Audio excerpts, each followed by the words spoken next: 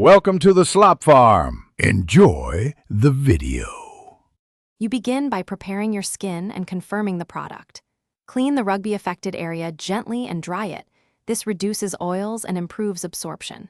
Once dry, check the tube for concentration and expiration so you know the correct dose. Apply a pea-sized amount to each lesion, spreading lightly. This ensures even coverage without excess irritation. Make sure to avoid sensitive areas like eyes and mouth.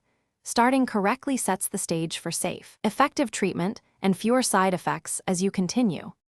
You now build a consistent routine. Apply the medication once or twice daily, following the label or your clinician's instructions. Consistency drives results.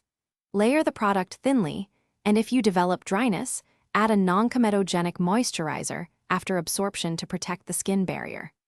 Make sure not to mix the medication with other topical actives like retinoids or acids unless cleared by a clinician, because interactions can increase irritation. Track timing and reactions so you can adjust frequency safely if needed. You complete the cycle by monitoring and protecting your skin. Expect gradual improvement over 4 to 12 weeks. Keep using as prescribed so benefits accumulate. Make sure to use sunscreen daily and avoid abrasive scrubs or treatments that worsen inflammation. If severe irritation, swelling, or allergic signs appear, stop the product and contact a clinician. Meanwhile, switch to gentle care. One key troubleshooting tip: if persistent irritation occurs, pause application and consult a professional before resuming, because safer alternatives.